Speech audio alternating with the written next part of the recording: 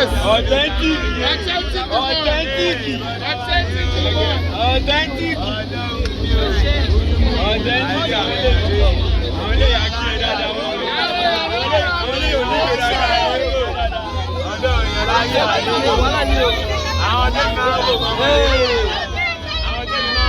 Ogo.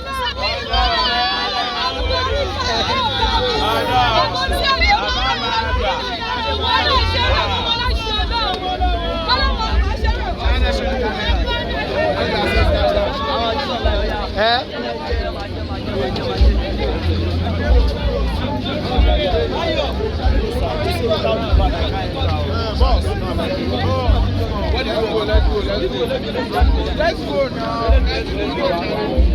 Una de perform. Michael.